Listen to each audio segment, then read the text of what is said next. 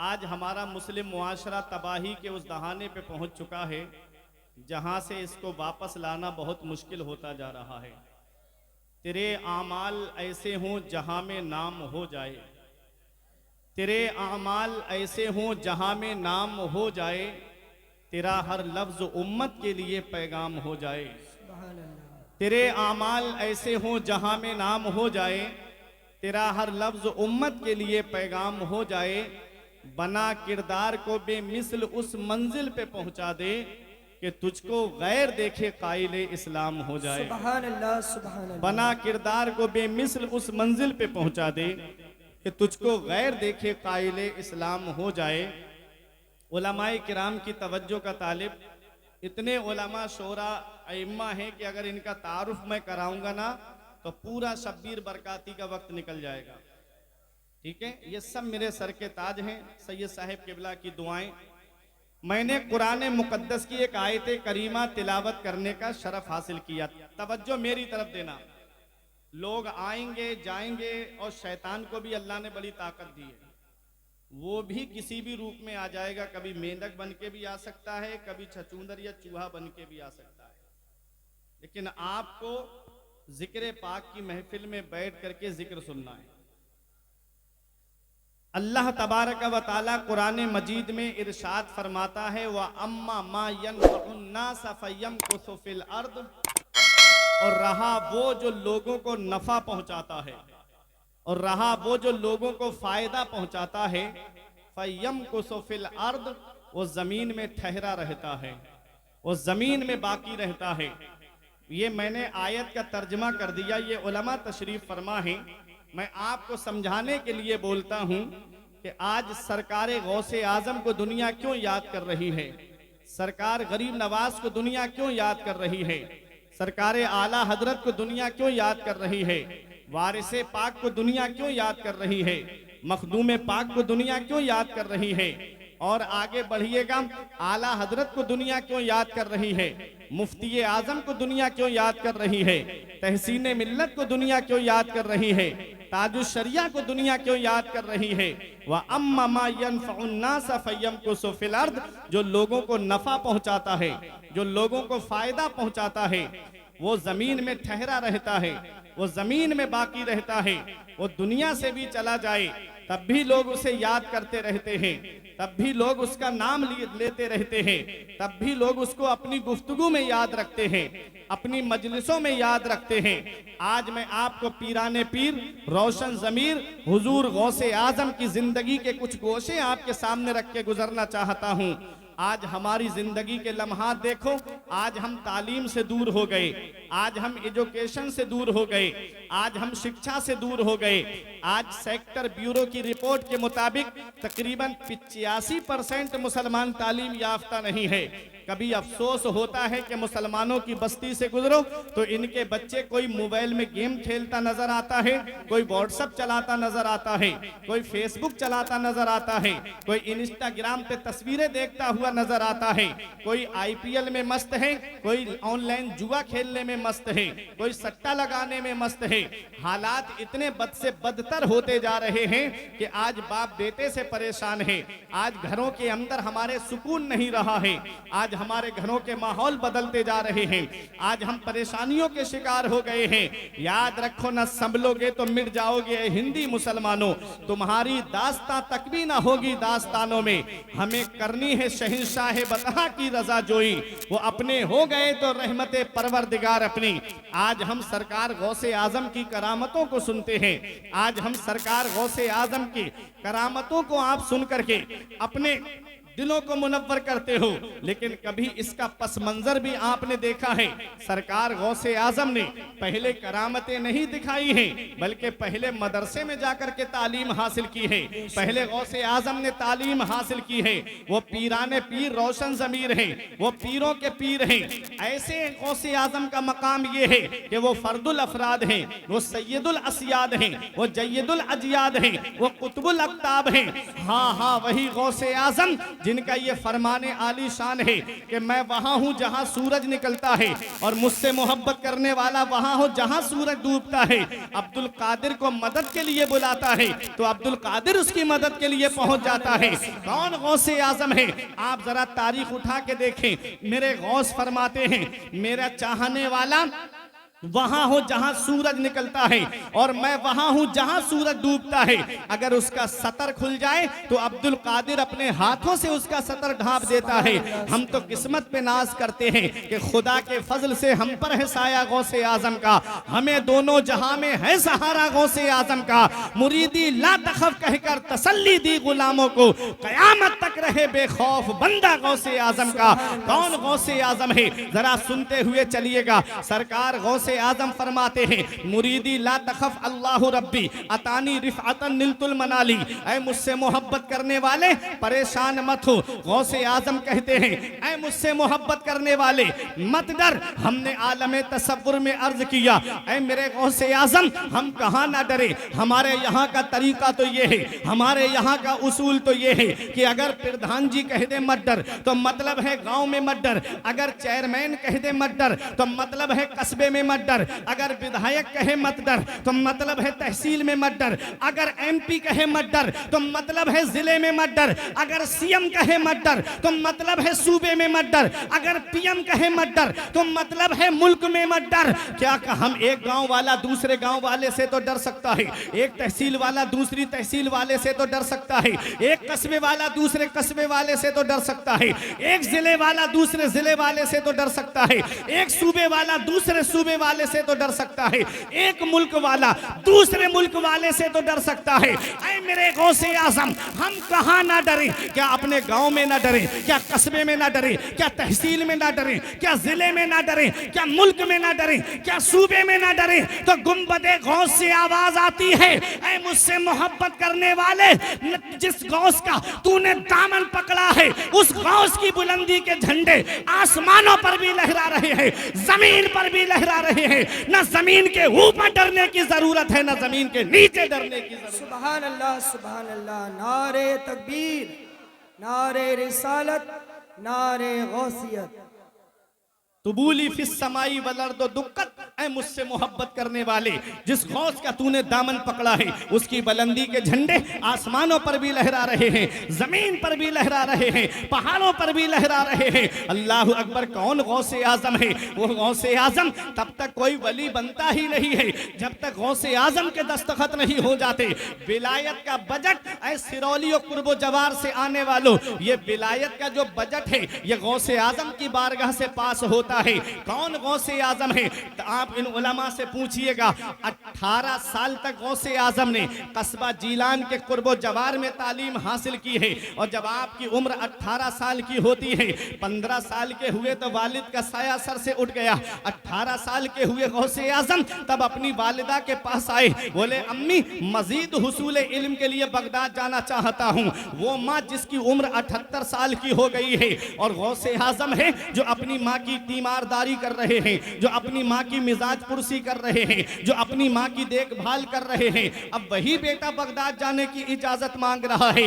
जरा दिल पे हाथ रख के मुझे बताओ, आज की कोई माँ होती तो क्या कहती? बेटा तू ही मेरी देखभाल करने वाला है, तू ही मेरी खिदमत करने वाला है और तू ही चला जाएगा तो मेरे लाल मेरी खिदमत कौन करेगा? वो माँ थी गौसे आजम की वालिदा, वो सैयदा थी। कहती है मेरे लाल अगर तू किसी और काम के लिए इजाजत मांगता तो मैं तुझे इजाजत नहीं देती। तूने इजाजत मांगी है तो मेरे लाल नाना की शरीयत को हासिल करने की मांगी है, जा मैं तुझे रोक नहीं सकती। अल्लाह अकबर। यहाँ पहुंच के एक बात मैं आपको ये भी बता दूं, माँ के 3 हक ऐसे हैं कि औलाद पूरी जिंदगी माँ की खिदमत करे तब भी उन हक एहसानों का बदला नहीं चुका सकती। वो 3 एहसान कौन से हैं? मदीने वाले मुस्तफ़ा सल्लल्लाहु ताला अलैहि वसल्लम इरशाद फरमाते हैं, मैं हदीस का मफहूम बता रहा हूँ। मेरे आका फरमाते हैं 3 एहसान माँ के ऐसे हैं कि औलाद पूरी जिंदगी माँ की खिदमत करे तब भी माँ के उन एहसानों का बदला नहीं चुका सकती।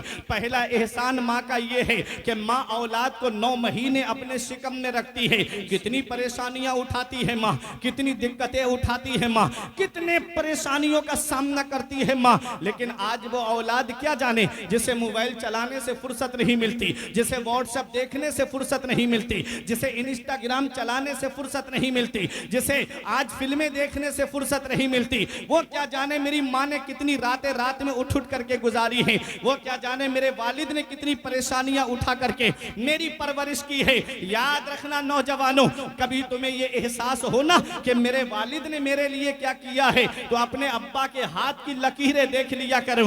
एक दिन मैंने पूछा था, अब्बा मेरे हाथ की लकीरें नजर आ रही है, आपके हाथ की लकीरें कहां चली गई? तो एक जवाब दिया था, बेटा तुम्हारी तकदीर बनाते बनाते हमारे हाथ की लकीरें मिट गई। ये बाप क्या नहीं करता अपनी औलाद के लिए, बाप कौन सी कुर्बानी नहीं देता अपनी औलाद के लिए, बाप कौन सी परेशानी नहीं उठाता अपनी औलाद के लिए। ऐ नौजवानों, कभी तुम्हें ये लगे मेरे वालिद ने मेरे लिए क्या किया है, तो चले जाया करो तुम किछा चौराहे की तरफ, या चले जाया करो बहेड़ी में चौराहे की तरफ, तब तुम्हें रोड पे कुछ ऐसे बुजुर्ग भी खड़े हुए मिलेंगे जिनके पैरों की चप्पल घिस गई होगी, लेकिन फलों का ठेला लगा के धूप में खड़े हुए होंगे। तुम तो थोड़ी सी गर्मी में परेशान हो जाते हो, वो पूरे दिन शिद्दत की गर्मी में फलों के ठेले पे खड़े होकर के पूरे दिन फल बेचता है। प्यास लगती है, मस्जिद की टंकी से पानी पी के आता है, पड़ोस की दुकान वाला कहता है कि तुम पानी यहीं पर क्यों नहीं पी लेते, एक 20 रुपए की बोतल लेके पानी क्यों नहीं पीते? तो एक जवाब देता है बाप कि 20 रुपए बच जाएंगे, मेरी औलाद की पढ़ाई में काम आएंगे, मेरी औलाद की तालीम में काम आएंगे। मेरा बेटा पढ़ रहा है, उसे जब वो बड़ा हो जाएगा तो उसे मेरी तरह फल नहीं बेचना पड़ेगा, एक दूसरे की झिड़कियां नहीं खानी पड़ेगी, मैं अपनी औलाद को पढ़ाऊंगा। बाप कितनी परेशानियां उठा के औलाद को पढ़ाता है, बाप कितनी दिक्कतें उठा के औलाद को पढ़ाता है, बाप कितनी मुसीबतों का सामना करके औलाद को पढ़ाता है। इसका पता तब चलता है बाप क्या होता है, इसका पता तब चलता है जब ये साए हमारे सर से उड़ जाते हैं। जिस दिन बाप की चारपाई आंगन से उठ गई ना, उस दिन चिराग लेके भी ढूंढोगे तो बाप जैसा प्यार करने वाली शख्सियत नहीं मिलेगी, बाप जैसी मोहब्बत करने वाली शख्सियत नहीं मिलेगी। आज जिस दौर में हम जिंदगी गुजार रहे हैं, ये उलमा इकराम बैठे हुए हैं, बड़ी जिम्मेदारी से बोल रहा हूं, हर चीज में आपको मिलावट मिलेगी, तेल में आपको मिलावट मिलेगी, घी में आपको मिलावट मिलेगी, दूध में आपको मिलावट मिलेगी, दही में आपको मिलावट मिलेगी, मक्खन में आपको मिलावट मिलेगी, खाने पीने की अशिया में आपको मिलावट मिलेगी। इस मिलावटी दौर में अगर बगैर मिलावट के कोई चीज है तो वो माँ बाप की मोहब्बत है, जिसमें कोई मिलावट नहीं होती है, जो अपनी औलाद से मोहब्बत करते हैं तो सच्ची मोहब्बत। नारे तकबीर, नारे रिसालत, फैज़ाने गौसे आज़म, मसलके आला हज़रत, अज़मते वालिदैन, शाने वालिदैन, खिदमते वालिदैन, नारे तकबीर। वाह वाह वाह। बाप बाप बहुत बड़ी हस्ती का नाम है, बाप उस अजीम हस्ती का नाम है ना। जी जी आज वालिद हयात हैं, बोलते हैं तो बच्चे कहते हैं अब्बा बोलते बहुत हैं, अम्मी बोलती है तो कहते हैं अम्मी बोलती बहुत है। और जब उनका इंतकाल हो जाए तो औलाद जनाजे की चारपाई पे आके कहती है अब्बा बोलते क्यों नहीं, अम्मी बोलती क्यों नहीं। याद रखना नौजवानों, बाप आंगन में लगे हुए पेड़ की तरह होता है। कि उलमा से पूछो आप, ये जिम्मेदार उलमा असातिज़ा यहाँ बैठे हुए हैं, ये बताएंगे तुम्हें बाप आंगन में लगे हुए पेड़ की तरह होता है।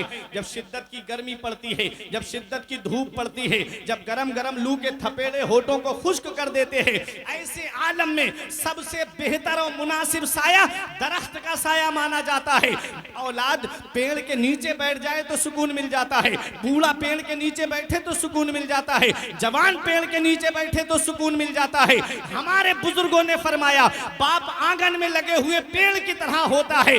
दोपहर में पेड़ के पत्ते तोड़ कर देखना, पेड़ के पत्ते ऊपर से गर्म होते हैं लेकिन नीचे बैठने वाले को छांव पहुंचाते हैं, नीचे बैठने वाले को साया पहुंचाते हैं। बाप आंगन में लगे हुए पेड़ की तरह होता है, जो खुद तो धूप में जलता रहता है मगर अपनी औलाद को साया देता है, जो खुद तो दफा परेशानी उठाता है लेकिन औलाद तक परेशानी आने नहीं देता। अरे ये फलों का ठेला लगाने वाला एक बाप ही तो है ये नकीब अहले सुन्नत भाई हसन रजा यहाँ तशरीफ फरमा है। आप इनसे पूछो, ये अक्सर प्रोग्रामों में रहते हैं। जब आदमी रात के 2 बजे के बाद में बाहर निकलता है ना तो ऐसी शिद्दत की नींद आती है कि आंख खोलना दुश्वार हो जाता है।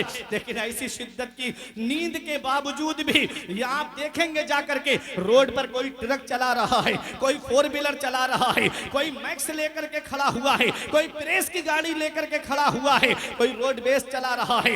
ये कौन है? ये एक बाप ही तो है जो सोचता है 4 पैसे जमा हो जाएंगे, मेरी औलाद के खर्चे में काम आएंगे, मेरी औलाद की पढ़ाई में काम आएंगे। ऐ नौजवान तुझे क्या पता, ये फलों का ठेला लगाने वाला एक बाप है, ये जगह जगह फेरी करके सामान बेचने वाला एक बाप है, ये जगह जगह लोगों के धक्के खाने वाला एक बाप है, ये गलियों में रक्षा चलाने वाला एक बाप है। कभी कभी नो एंट्री में रक्षा लेके घुस जाए तो पुलिस महकमे के लोगों के लाठी डंडे खाने वाला भी एक बाप है। अरे ये एक बाप ही तो है जो कोई मुंबई कमाने के लिए जा रहा है, कोई दुबई कमाने के लिए जा रहा है, कोई 3-3 साल के लिए सऊदीया जा रहा है, कोई बेंगलोर कमाने के लिए जा रहा है, सिर्फ इसलिए कि मेरी औलाद पढ़ जाएगी, मेरी औलाद की तालीम में काम आएंगे पैसे, मेरी औलाद के खर्चे में काम आएंगे ये पैसे। ऐ नौजवान तुझे क्या पता, ये स्कूल की फीसें भरने वाला एक बाप है, ये कॉलेज की फीसें भरने वाला एक बाप है, ये कोचिंग की फीसें भरने वाला एक बाप है, ये यूनिवर्सिटी की फीस भरने वाला एक बाप है। अरे ये मुफ्ती बनाने वाला एक बाप है, ये आलिम बनाने वाला एक बाप है, ये हाफिज बनाने वाला एक बाप है, ये कारी बनाने वाला एक बाप है, ये मौलाना बनाने वाला एक बाप है, अरे इंजीनियर बनाने वाला एक बाप है, डॉक्टर बनाने वाला एक बाप है, प्रोफेसर बनाने वाला एक बाप है, मास्टर बनाने वाला एक बाप है। बाप क्या नहीं करता अपनी औलाद के लिए। याद रखना नौजवानों, इसका पता तब चलता है जब ये साए हमारे सर से उड़ जाते हैं। अरे बाप क्या है, इस वक्त के बारे में तो सोचा भी ना था। बेटों से ज़ईफी में हुई खत्म रसाई, घर बार तो बांट लिए, शौक से फुरकान, हिस्से में किसी के मगर मां नहीं आई। वक्त ठुकरा देगा एक दिन मेरी सारी ये कुर्बानियां, दामने उम्मीद में फकत नाकामियां रह जाएंगी। शादियों के बाद तो बेटे अलग हो जाएंगे, बाप के हाथों में फकत बैसाखियां रह जाएंगी। बुढ़ापा क्या जवानी क्या, ये बचपन बांट लेते हैं। न होकर दिल में गुंजाइश तो आंगन बांट लेते हैं। नहीं मंजूर हिस्से में किसी बेटे को अपनी माँ, मगर आपस में बूढ़ी माँ के कंगन बांट लेते हैं। सुभान अल्लाह। ये माँ बाप हैं, जिस दिन इनका साया सर से उठ गया उस दिन पता चलेगा कि हम कितनी बड़ी नेमत से महरूम हो गए। बहुत खूब। अगर माँ बाप जिंदा हैं तो उनकी कद्र कर लो, अगर माँ बाप हयात हैं तो उनकी खिदमत कर लो। जिस दिन माँ बाप की चारपाई घर से उठ गई उस दिन कोई दुआ देने वाला नसीब नहीं होगा। याद रखना, बाप क्या है इसका पता हमें तब चलता है जब हम खुद बाप बनते हैं। जब खुद की औलाद होती है ना तब पता चलता है कि बाप क्या होता है। आज हमारी औलाद को रात में बुखार आ जाए ना, पूरी रात की नींदें उड़ जाती हैं हमारी, पूरी रात बैठ कर के बच्चे के सरहाने गुजार देते हैं। अगर सिरौली के डॉक्टर से फायदा नहीं होता तो किछा लेके जाते हैं, किछा के डॉक्टर से फायदा नहीं होता तो कोई बरेली में लेकर के जाता है, कोई दिल्ली एम्स वगैरह में लेकर के जाता है। क्या कहता है डॉक्टर साहब, जमीन बिके तो बिक जाए, मकान बिके तो बिक जाए, प्रॉपर्टी बिके तो बिक जाए, सरमाया चला जाए, लेकिन मेरी औलाद को कुछ नहीं होना चाहिए। अरे नादान तुझे क्या पता, आज तेरी औलाद बीमार पड़ी, तू परेशान हो गया। आज जिस बाप की खांसी तुझे अच्छी नहीं लगती, आज जिस माँ का बोलना तुझे अच्छा नहीं लगता, यही बूढ़े माँ बाप है। जब बचपन में तू बीमार पड़ा था तो बाप के पैरों में चप्पल नहीं होती, लेकिन डॉक्टर के पास लेकर गया। माँ ने अपनी चादर अपनी औलाद को सर्दी में उड़ा थी, खुद तो ठिठरती रही लेकिन अपनी औलाद को सर्दी नहीं लगने दी। बारिश आ गई, वालिद ने छाता औलाद के ऊपर कर दिया, खुद तो भीगता रहा लेकिन अपनी औलाद को भीगने नहीं दिया। आज वही माँ बाप बूढ़े हुए, उनके बिस्तर हमने घर से बाहर कर दिए। हमारे बच्चे शॉपिंग मॉल से कपड़े खरीदे, हमारे माँ बाप पुराने कपड़े पहन के अल्लाह का शुक्र अदा करें। हमारे बच्चे ईद के मौके पे सिवई खाएं, हमारे माँ बाप हमारे बच्चों का चेहरा देखें। क्या इसी दिन के लिए माँ बाप औलाद को जवान करते हैं? क्या इसी दिन के लिए माँ बाप औलाद को पालते हैं? क्या इसी दिन के लिए माँ बाप ने रात की नींदें कुर्बान की थी? याद रखना प्यारे मुसलमानों, धूप कैसी भी हो साया नहीं खोने देता, राह कैसी भी हो बेबस नहीं होने देता। बेच के अपना लहू चाहे वो रोटी लाए, बाप औलाद को भूखा नहीं सोने देता। नारे तकबीर, नारे रिसालत, नारे गौसियत, अज़मत वालिदैन। माँ बाप अल्लाह की बहुत बड़ी नेमत है। मेरे आका इरशाद फरमाते हैं, एक यमन के नौजवान सहाबी आए, पूरी हदीस का मफहूम आप समझ लीजिएगा, और आके अर्ज करते हैं, या रसूल अल्लाह मैं यमन से आया हूं, वापस नहीं जाऊंगा। नबी ने फरमाया, हल लका अबाबाया, क्या तुम्हारे माँ बाप जिंदा हैं? क्या तुम्हारे माँ बाप हयात हैं? अर्ज किया, हाँ या रसूल अल्लाह माँ बाप तो जिंदा हैं। फरमाया, क्या इजाजत लेकर आए हो? क्या पूछ कर आए हो? अर्ज किया, हाँ या रसूल अल्लाह माँ बाप से पूछ कर आया हूँ। फरमाया, ये बताया कि अब उनका बेटा वापस नहीं आएगा? अर्ज किया, हाँ या रसूल अल्लाह मैंने ये भी बताया कि अब उनका बेटा वापस नहीं आएगा। देखो सहाबी आए कहाँ हैं? मदीने शरीफ में। वो मदीना जिसके लिए नबी फरमाते हैं, जिससे हो सके कि वो मदीने में मरे तो वो मदीने ही में मरे, क्योंकि जो मदीने में मरेगा मैं उसकी शफाअत करूंगा। उस मदीने में सहाबी रसूल आए हैं, आला हजरत जिसके बारे में फरमाते हैं, तैबा में मर के ठंडे चले जाओ आंखें बंद, सीधी सड़क ये शहर शफाअत नगर की है।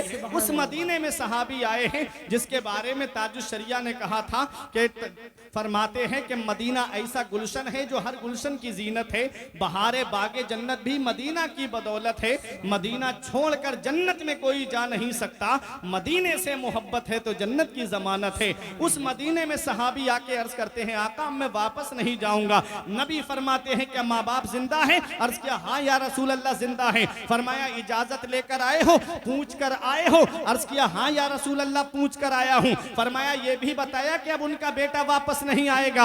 अर्ज करते हैं, हाँ या रसूल अल्लाह मैंने ये भी बताया। नबी फरमाते हैं, जब तुमने ये कहा उनका बेटा वापस नहीं आएगा तो उनका हाल कैसा था? वो हंस रहे थे कि रो रहे थे? सहाबी रो के अर्ज करते हैं, या रसूल अल्लाह जब मैंने ये कहा कि मैं अब वापस नहीं आऊंगा, अपने बेटे का आखिरी बार चेहरा देख लो, जब मेरे माँ बाप मेरे गले लग के फूट फूट के रो रहे थे, मेरे माँ बाप की आंखों में आंसू थे। नबी तशरीफ फरमा थे, जलाल में आ गए, आका उठ के खड़े हो गए, इरशाद फरमाते हैं, इरजे इलैहिमा फअदहिकहुमा कमा अबकैतहुमा। ए मेरे सहाबी वापस चले जाओ, जहां से आए हो वहीं लौट के चले जाओ, और जैसे माँ बाप को रुला के आए हो वैसे उन्हें हंसा दो, वो यमन में खुश हो जाएंगे, तेरा नबी तुझसे मदीने में राजी हो जाएगा। सुभान अल्लाह, सुभान अल्लाह। ओ माँ बाप को सता करके उम्रे के टूरों पे टूर करने वालों, ओ माँ बाप को सता करके बगदाद के चक्करों पे चक्कर लगाने वालों, ओ माँ बाप को सता करके इधर माँ बाप एक एक पैसे की दवाई के लिए परेशान है और बेटा अजमेर की बड़ी डेग में पैसे डाल कर आ रहा है।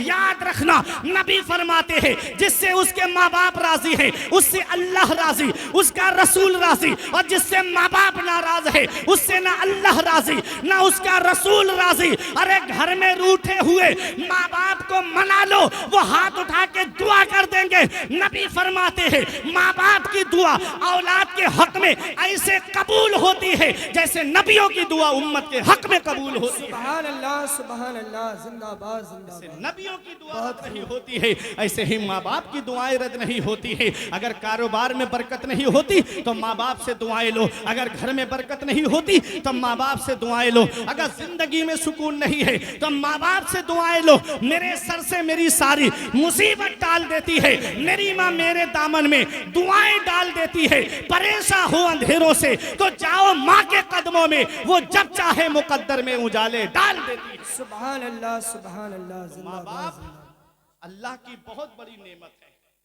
सरकार गौसे आजम अपनी माँ को छोड़कर जा रहे हैं। नबी ने फरमाया, 3 एहसान माँ के ऐसे हैं कि औलाद पूरी जिंदगी माँ की खिदमत करे तब भी माँ के एहसानों का बदला नहीं चुका सकती। पहला एहसान कि वो 9 महीने अपने शिकम में रखती है, कितनी परेशानियां उठाती है, कितनी दिक्कतें उठाती है। दूसरा एहसान यह है कि माँ औलाद को जन्म देती है। कितनी परेशानियां, बाज औरतों का तो बच्चे की विलादत के वक्त में इंतकाल हो जाता है। पैदाइश हो जाती है बच्चे की तो ऐसा होता है जैसे गोया कि उसको नई जिंदगी मिली है।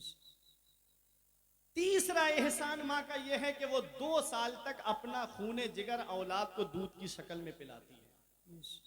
ये 3 एहसान ऐसे हैं,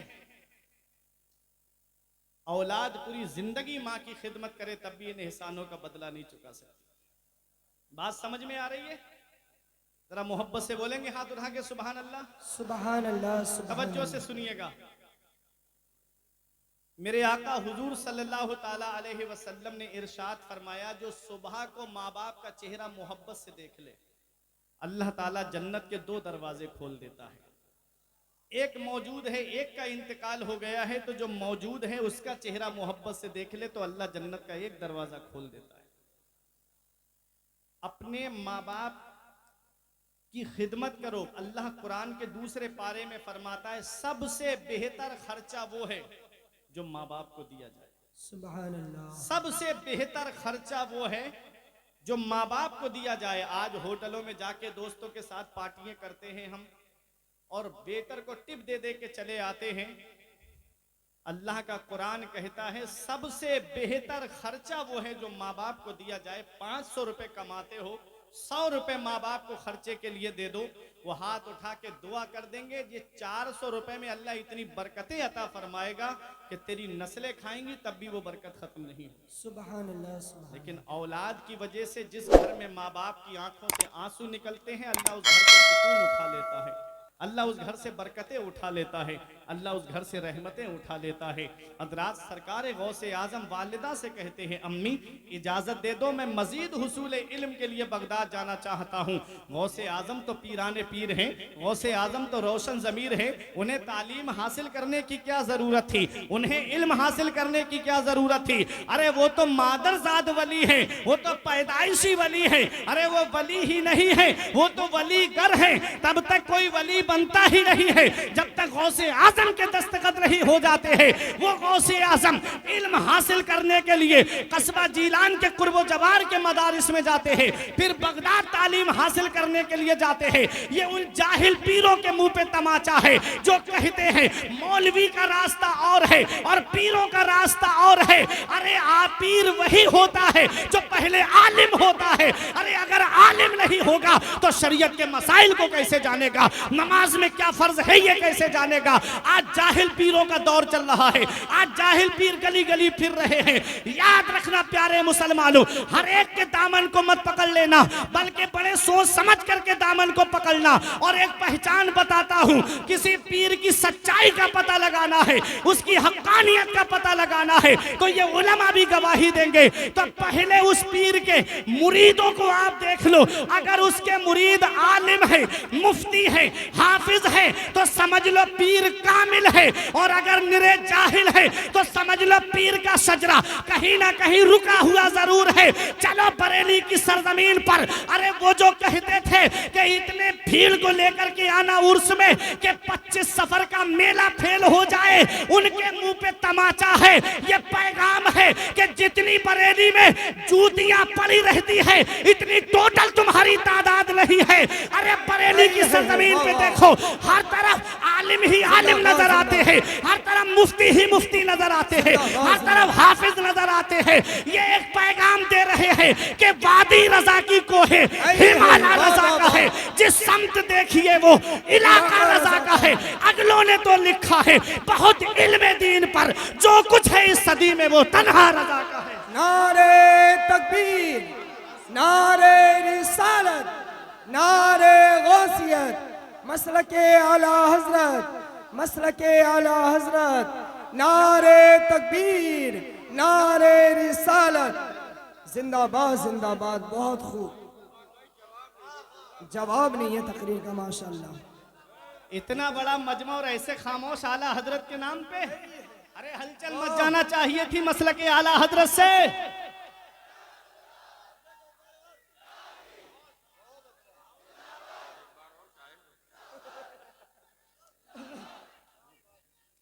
ताजुश्शरिया ताजुश्शरिया।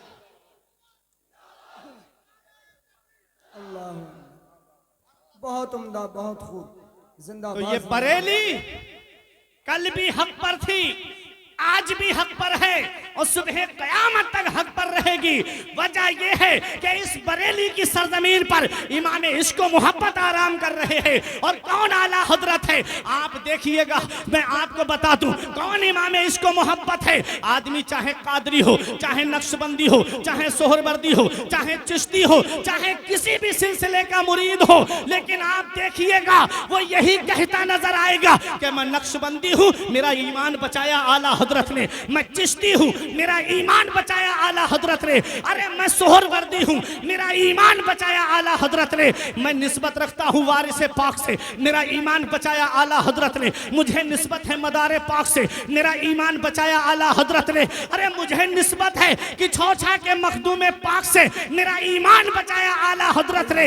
इमाम इसको मोहब्बत ने हमारे ईमान की हिफाजत की, हमारे अकीदे की हिफाजत की। और जब सुन्नियों का ईमान बच गया तो आशिक पुकार के कहते हैं, डाल दी कल्ब में अज़मत मुस्तफा, डाल दी कल्ब में अज़मत मुस्तफा, सैयदी आला हजरत पे लाखों सलाम। सुभान अल्लाह, सुभान अल्लाह, जिंदाबाद, जिंदाबाद।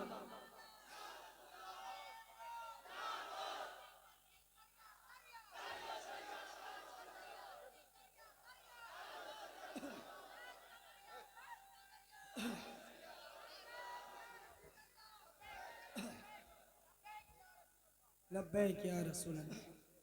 कहां से फैजान आया बरेली? खुद आला हजरत कहते हैं,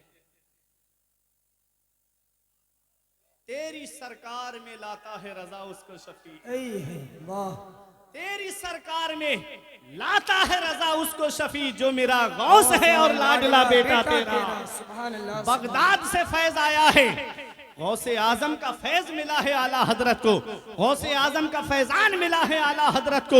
हजरात, तो मैं अर्ज ये कर रहा था, आज जगह जगह आपको पीर मिलेंगे और आप हो बहुत सादा जहन के कि जिसका दामन चाह जो सामने आया उसका दामन पकड़ करके आप बैठ गए। जो भी चटक मटक के जुब्बे देखे उसका दामन आपने पकड़ लिया, जहां चटक मटक के रुमाल देखे आपने उसका दामन पकड़ लिया। हाथ में 5-5 अंगूठियां पहने हैं, उसे पता ही नहीं कि शरीयत का हुक्म क्या है, जो शरीयत के अहकाम को पामाल कर रहा है। कोई नमाज के लिए कह दो तो कहता है कि बेटा हम यहाँ नमाज नहीं पढ़ते हैं। जब से मस्जिद नबवी में नमाज पढ़ी है, छोटी छोटी मस्जिदों में अच्छा ही नहीं लगता है। माज़अल्लाह, जिसका ये अकीदा हो, सोचो वो पीर बनने के लायक कैसे हो सकता है। अरे पीर बनना कोई आसान नहीं होता है, पीर बनना कोई आसान नहीं है। सरकार गौसे आजम को देखो, जब आपकी बारगाह में एक मुरीद होने के लिए शख्स आया तो आपने उसे मुरीद किया, भर गया, उसको नाइट फेल पे नाइट फेल होते रहे, एहतिलाम पे एहतिलाम होते रहे। 70 मरतबा नाइट फेल हुआ, 70 मरतबा एहतिलाम हुआ। नहाते नहाते परेशान, गुस्ल करते करते परेशान, आया गौसे आजम की बारगाह में, हुजूर क्या बात है, जब तक मुरीद नहीं हुआ था कोई परेशानी नहीं थी, जब तक आपका दामन नहीं पकड़ा था कोई परेशानी नहीं थी, जब से मुरीद होके गया हूं नाइट फेल पे नाइट फेल हो रहे हैं, एहतिलाम पे एहतिलाम हो रहे हैं। वजह क्या है? तो सरकार गौसे आजम फरमाते हैं, पीर बनना आसान नहीं है। अरे जब तूने अपना हाथ मेरे हाथ में दिया था, मैंने तेरी तकदीर को लोहे महफूज में देखा, मैंने देखा कि तेरी किस्मत में लिखा था कि तू 70 मरतबा जिना करेगा। मैंने अर्ज किया, मेरे मौला, अब्दुल कादिर का मुरीद और गुनाह के काम करे, अब्दुल कादिर का मुरीद और जिना के करीब जाए। परवरदिगार आलम ने मेरी दुआ को कबूल फरमा दिया और परवरदिगार ने उन तेरे जिना के तेरे गुनाह को रब तबारक व तआला ने एहतिलाम में तब्दील फरमा दिया। पता चला पीर वो होता है जो मुरीद के शब रोज पे नजर रखे, पीर वो होता है जो मुरीद की हर हर अदा पे नजर रखे। अरे ऐ लोगों, ये बता के जाना चाहता हूँ, मेरे ताजुश्शरिया को देखो, हुजूर ताजुश्शरिया ऐसे पीर है, ऐसे पीर है कि खुद फरमाते हैं, निगाहे मुफ्तिये आजम की है ये जलवागरी, चमक रहा है जो अख्तर हजार आंखों में। सुभान अल्लाह, सुभान अल्लाह, जिंदाबाद, जिंदाबाद। ऐसे चमके। बहुत खूब, बहुत अच्छा पैगाम है। ताजुश्शरिया ताजुश्शरिया ताजुश्शरिया ताजुश्शरिया। सोच समझ के दामन पकड़ा करो। सरकार गौसे आजम पहले इल्म हासिल करते हैं, तालीम हासिल करते हैं, अब उलमा की दुआएं लेकर जी जी देखें। हुजूर हाफिज़े मिल्लत फरमाते हैं, अरे बोलो सुभान अल्लाह। सुभान अल्लाह। हाफिज़े मिल्लत किसी मामूली शख्सियत का नाम नहीं है, इस्लाम और सुन्नियत का अजीम किला। मुबारकपुर आजमगढ़ में जाकर के देखें आप, जामिया अशरफिया मिसबाहुल उलूम, जहां के फारिगीन को मिसबाही कहा जाता है, उस पे हाफिज़े मिल्लत की दुआ लगी हुई है। वहां से फारिग होने वाला या तो मुदर्रिस बन के निकलता है या मुकर्रिर बन के निकलता है। वो अजीम इदारा, उसके बानी हुजूर हाफिज़े मिल्लत फरमाते हैं, इस्लाम की खिदमत करने के 3 नुमाया तरीके हैं। पहला तरीका है तदरीस, मदरसे में बैठ करके पढ़ाता है। सुनिएगा खामोशी के साथ, तकरीर बहुत जल्दी खत्म होने जा रही है मेरी। दूसरा तरीका है तसनीफ, किताबें लिख करके इस्लाम की खिदमत होती है।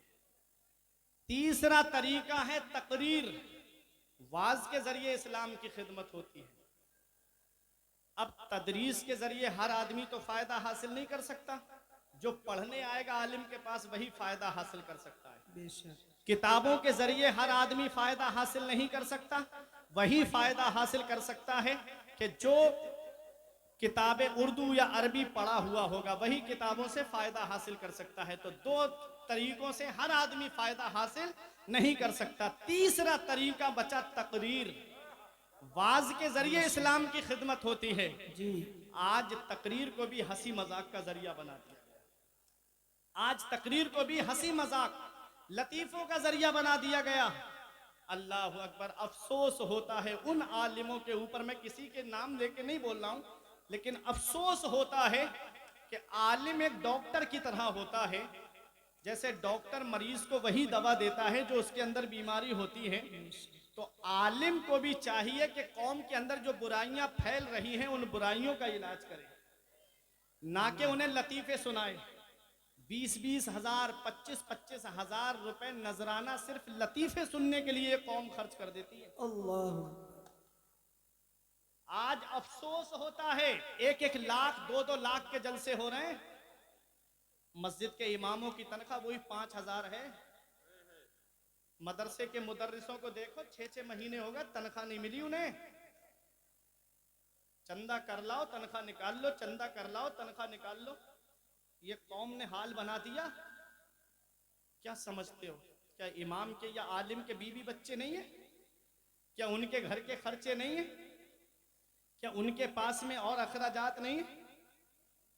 लेकिन नहीं, आज हमारा बच्चा डॉक्टर इंजीनियर बन जाए तो सोचते हैं ऐसी सैलरी मिलना चाहिए कम से कम 40-50 हजार हो, और इमाम साहब आ जाएं तो कहते हैं कि 5,000 बहुत है। अगर किसी चाहने वाले ने 1,000 बढ़ा भी दिए ना तो दूसरे लोग खिलाफ हो जाते हैं कि क्या जरूरत थी, 5,000 में इमाम साहब मिल तो रहे थे। ये हाल है हमारी कौम का। जो कौम अपने आलिमों के अच्छे दिन पसंद नहीं करती, उस कौम के अच्छे दिन कभी नहीं आते।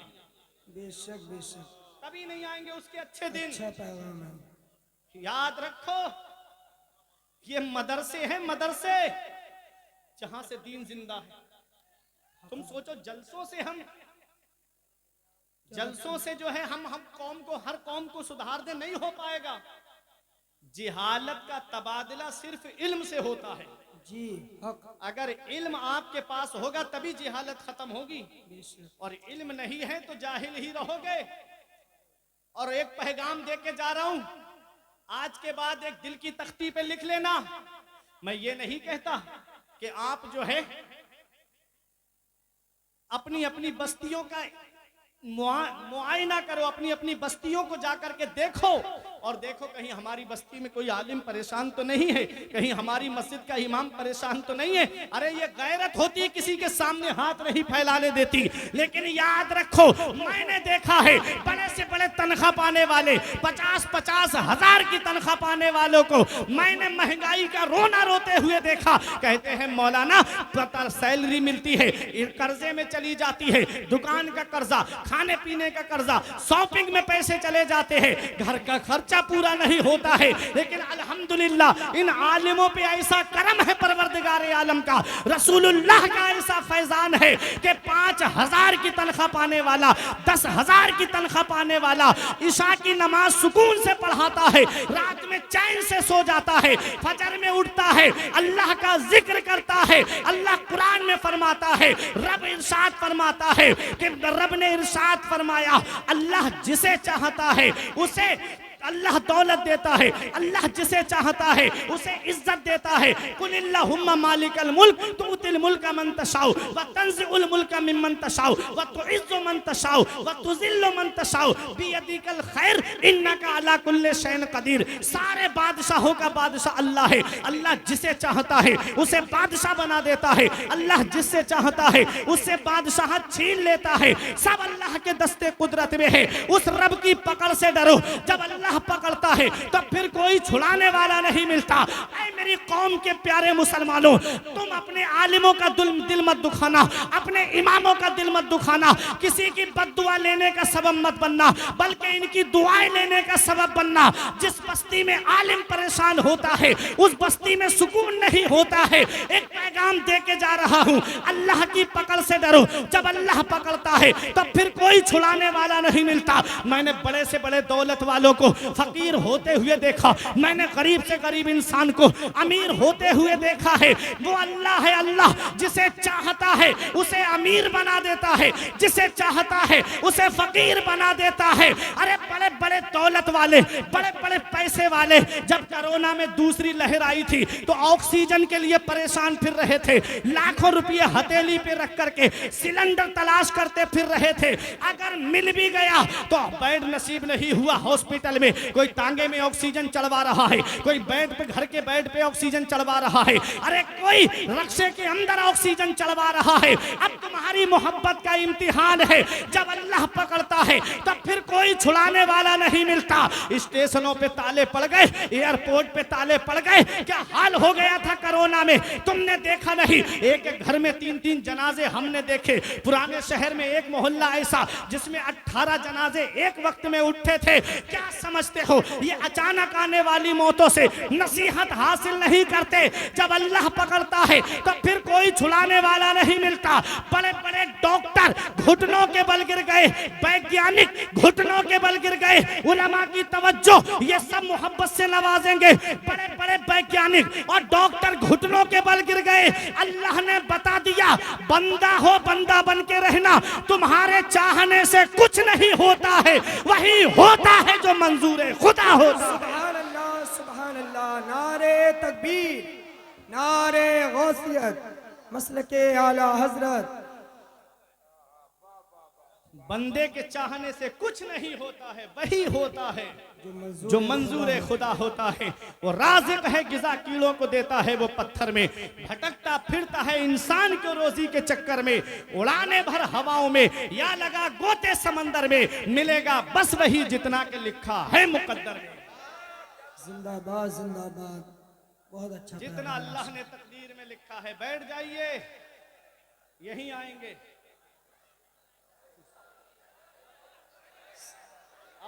अरे वो स्टेज पे ही आएंगे, मेरे रसूल पे ही आएंगे। आप परेशान ना हो, आपके ही लिए आए हैं। इस टाइम मुफ्ती साहब की बहुत अच्छी तकरीर चल रही है। आप हजरात तकरीर सुने और अपने कल्ब को मुनव्वर मुजल्ला फरमाएं। बहुत ही अच्छा पैगाम दे रहे हैं मुफ्ती फुरकान मदनी साहब। आप अफरा तफरी का माहौल ना बनाएं, अदम मलहूज रखें और इत्मीनान सुकून के साथ बैठें। तमामी हजरात से मेरी गुजारिश है, बैठ जाइए। हजरत अल्लामा फुरकान मंदरी साहब का खिताब, इस्लाही खिताब, बहुत लाजवाब खिताब हो रहा है। आप उनकी मुकम्मल तकरीर को सुने, इंशाअल्लाह फिर आपके सामने शब्बीर बरकाती रहेंगे। नारे तकबीर, नारे रिसालत, फैज़ानी गौसे आदम, मसलके आला हजरत, फैजान औलिया इकराम हजरत शबीर बरकाती साहिब किबला।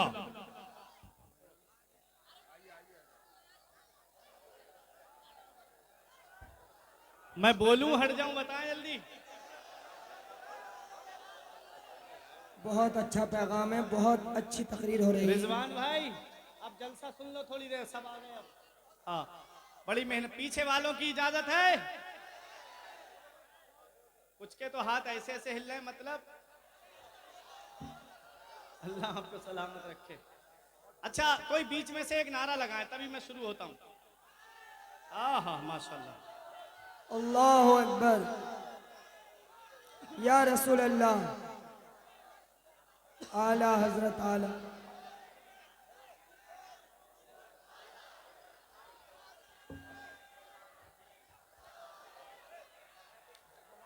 हज़रात अब दुरूद पाक पढ़िए। अल्लाहुम्मा सल्ली अला सय्यिदिना व मौलाना मुहम्मदिन व बारिक वसल्लम सलातुम व सलामन अलैका या रसूल अल्लाह सल्लल्लाहु ताला अलैहि वसल्लम।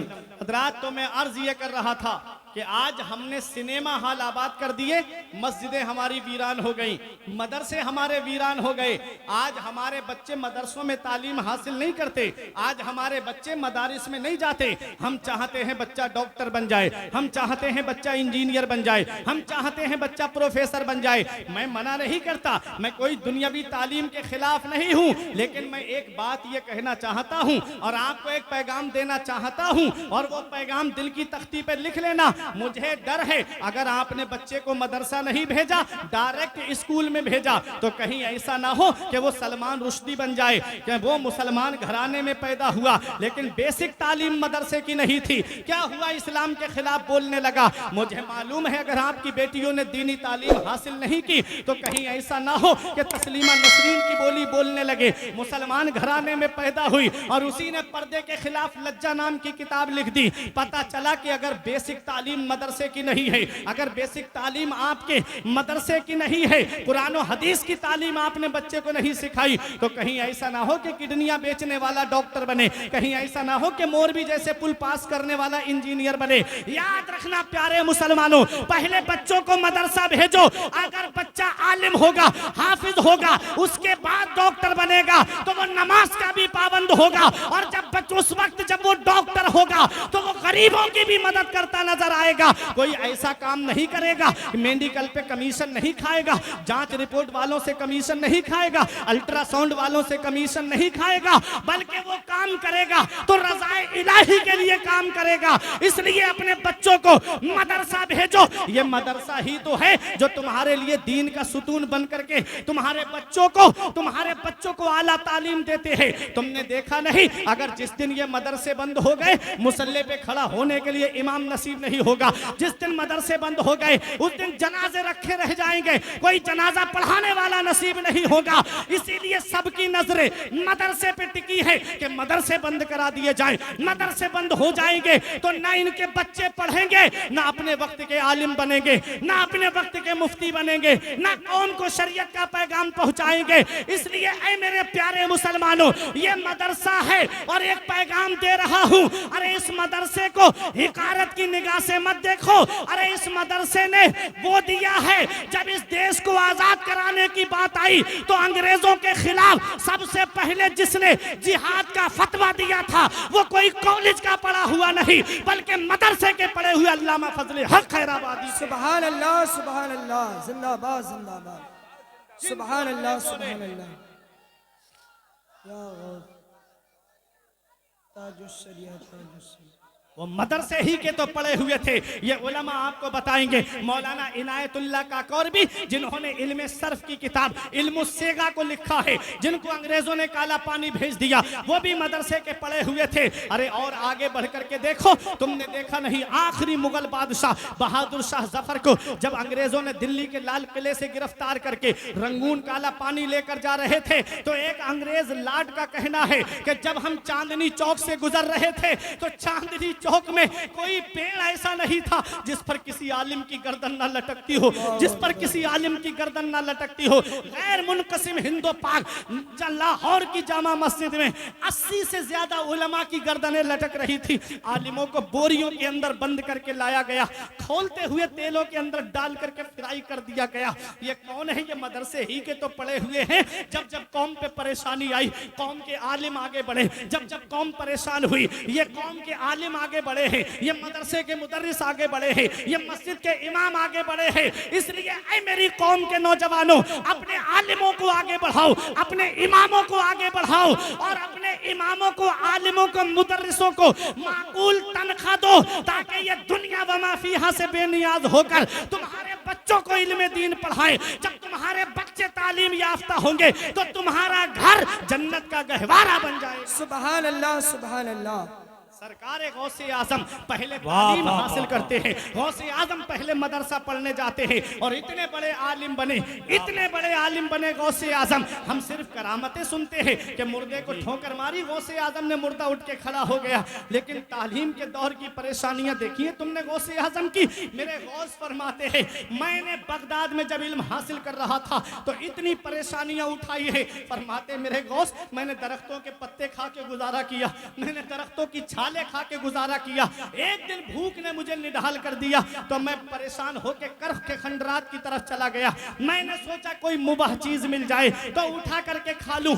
कहते हैं मैं जब वहां पहुंचा तो 40 फकीर और भूख भूख चिल्ला रहे थे। मेरे गौस फरमाते मैं वापस आ गया और मैं नमाज में मशगूल हो गया जामा मस्जिद में। कहते हैं मैं नमाज से फारिग हुआ, मेरे सामने एक मुसाफिर खाना खाने के लिए बैठा। जैसे ही वो बैठा मेरे दिल में ये शौक पैदा हुआ, लाओ ये मुझे भी खाने में शरीक कर लेता। कहते हैं मेरे गौस, उस मुसाफिर ने कहा बेटा आओ खाना खा लो। जब मैं खाना खाने के लिए बैठा, मेरे गौस फरमाते हैं उसने मुझसे कहा बेटा कहाँ पढ़ते हो? मैंने कहा मदरसा निजामिया में पढ़ता हूँ। कहा मदरसा निजामिया में कस्बा जीलान के मोहल्ला नीब घराने का एक बेटा भी पढ़ता है जिसका नाम अब्दुल कादिर है। मेरे गौस फरमाते हैं उससे तुम्हें क्या काम है? कहा कि बेटा मैं उनके मोहल्ले का रहने वाला हूँ। अरे बेटा मैं उनके मोहल्ले का रहने वाला हूँ, उनकी माँ ने मुझे थोड़ा सोना दे के कहा था मेरा बेटा इल्म हासिल कर रहा है, मेरा बेटा तालीम हासिल कर रहा है बगदाद में, मेरे बेटे को ये सोना दे देना। कई दिन से मैं उसे तलाश कर रहा हूँ लेकिन वो मुझे नहीं मिला।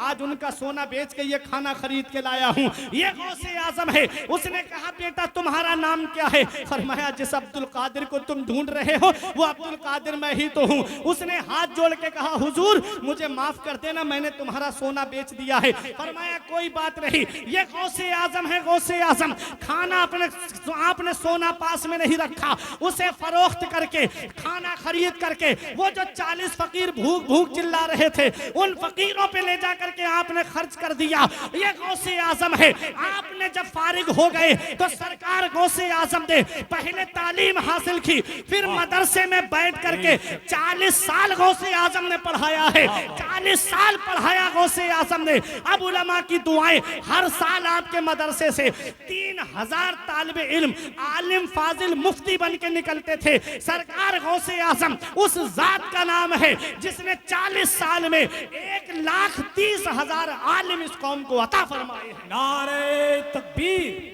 नारे रिसालत, फैज़ाने गौसे आजम, मसलके आला हजरत, इस्लाहे माशरा कॉन्फ्रेंस, अंजुमन बरकाते रजा कमेटी, नारे तकबीर। सुभान अल्लाह। कुर्ता खींचने लगा भाई, वक्त तमाम हुआ। हाँ सान भाई, सरकार गौसे आजम, कभी कभी माहौल बनता है। आप जाएंगे नहीं ये मुझे मालूम है, शब्बीर बरकाती साहब को सुने बगैर कहीं नहीं जाएंगे। तो मेरे गौस की भी जरा दो बातें सुन लो। सुनो, सरकार गौसे आजम 40 साल मदरसे में बैठ के पढ़ाते हैं। 1,30,000 आलिम गौसे आजम ने इस कौम को अता फरमाए। सुल्तान सलाहुद्दीन अय्यूबी के लश्कर में जो फौज थी उनकी, जिन्होंने बैतुल मकदिस को फतह किया, कल जो 2 अक्टूबर निकल गई, उस वक्त भी 2 अक्टूबर थी।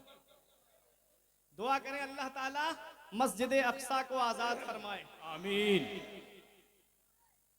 जुल्म फिर जुल्म है, उभरेगा तो दब जाएगा, खून वो खून है, निकलेगा तो जम जाएगा। जम जाएगा बेशक। बड़े जुल्म किए थे उसने, अब उसका खुमियाजा भुगत रहा है।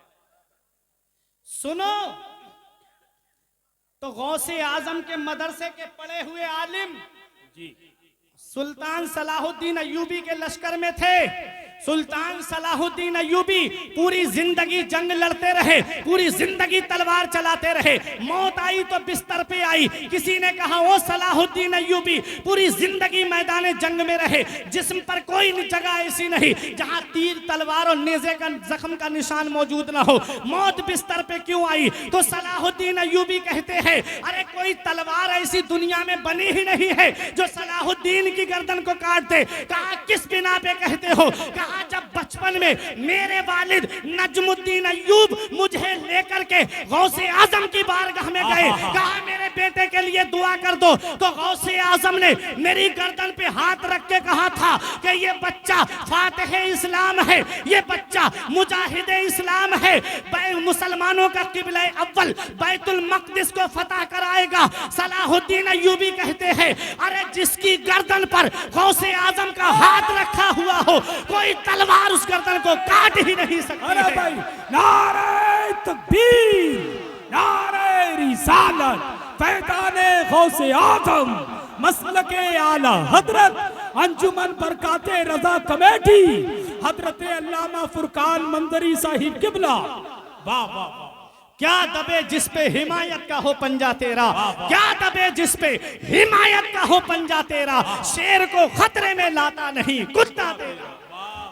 वो है सरकार गौसे आजम, वो है सरकार गौसे आजम। याद रखो प्यारे मुसलमानों, आपने मदरसे में बैठ के तदरीस का मनसब संभाला, किताबें लिख करके इस्लाम की खिदमत की, तकरीर के जरिए गौसे आजम ने इस्लाम की खिदमत की। फिर वो मकाम मिला गौसे आजम को, वो अजमत मिली गौसे आजम को, वो शान मिली गौसे आजम को कि हर वली की गर्दन पर गौसे आजम का कदम है। वो मर्तबा मिला गौसे आजम को, वो शान मिली कि आला हजरत पुकार के कहते हैं कादरी बूदन रजारा बागे जन्नत मुफ्त दाद, अहमद रजा कादरी हो जाओ बागे जन्नत मुफ्त मिलेगी, बागे जन्नत मुफ्त मिलेगी। मेरा इमाम फरमाता है कादरी कर कादरी रख, कादरियों में उठा कदरे अब्दुल कादर कुदरतुल मा के वास्ते। पता चला मेरा इमाम कोई बात बगैर दलील के नहीं कहता, मेरा इमाम कोई भी बात बगैर दलील के नहीं कहता है। मेरा इमाम जानता है कि जहां कादरियत होगी वहां शराब नहीं होगी, जहां कादरियत होगी वहां जुआ नहीं होगा, जहां कादरियत होगी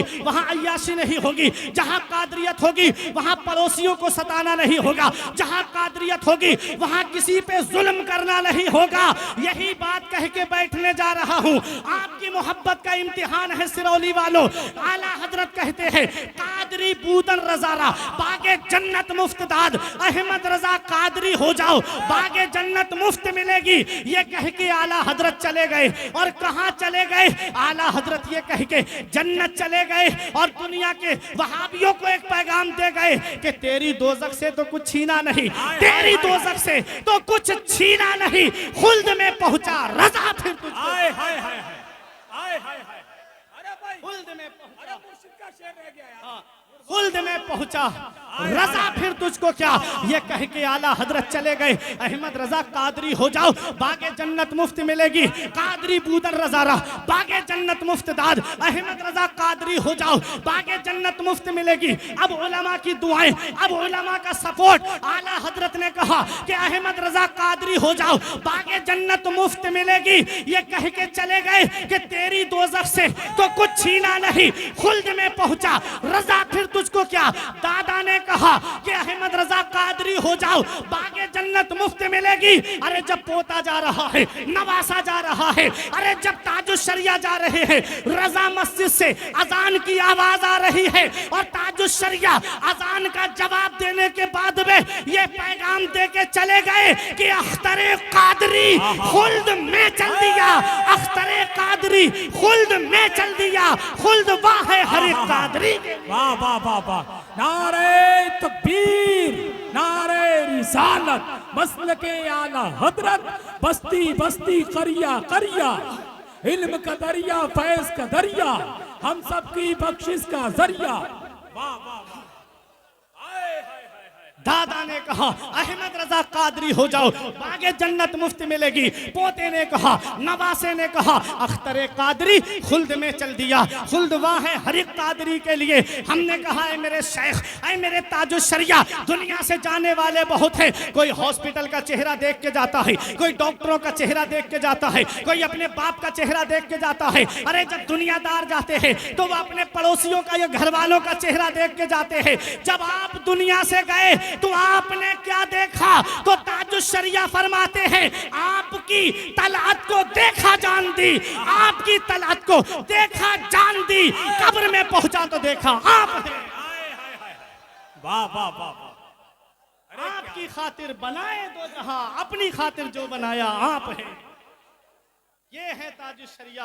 आज दुनिया में उनका नाम है, दुनिया में उनका जिक्र है, आज दुनिया में उनका चर्चा है। हमने कहा मेरे शेख ये मकबूलियत कैसे मिली? तो आज भी गुंबद ताजुश शरिया से आवाज आती है, निगाहे मुफ्ती आजम की है ये जलवागरी। ये जलवागरी कैसे है? आला हजरत ने सबसे पहला फतवा लिखा तो रजाअत के मसले पे लिखा, मुफ्ती आजम ने सबसे पहला फतवा लिखा तो रजाअत के मसले पे लिखा, और ताजुश शरिया ने पहला फतवा लिखा तो रजाअत के मसले पे लिखा। आला हजरत की गद्दी के जानशी मुफ्ती आजम हुए, मुफ्ती आजम के जानशी सरकार ताजुश शरिया हुए। पुकार के कहते हैं निगाहे मुफ्ती आजम की है ये जलवागरी, चमक रहा है जो अख्तर हजार आंखों में। अम्मा मा यनफउन नास फयमकुसु फिल अर्द, जो लोगों को नफा पहुंचाता है, जो लोगों को फायदा पहुंचाता है, वो जमीन में ठहरा रहता है। दुनिया ना आला हजरत का जिक्र खत्म कर सकती है, न मुफ्ती आजम का खत्म कर सकती है, न ताजुश शरिया का खत्म कर सकती है। मैं दुआ करता हूँ परवरदिगार आलम की बारगाह में मेरे कुछ अर्ज करने में सबकत लिसानी या बतकाज़े बशरियत कोई गलती हुई हो तो मौला मुझे माफ़ फरमाए। उलमा को गवाह बना के तौबा करता हूँ, अस्तगफिरुल्लाह रब्बी मिन कुल्ले ज़ंबिन व अतूबु इलैह। कलमा तय्यब पढ़े ला इलाहा इल्लल्लाहु मुहम्मदुर रसूलुल्लाह सल्लल्लाहु अलैहि वसल्लम। ये जिंदगी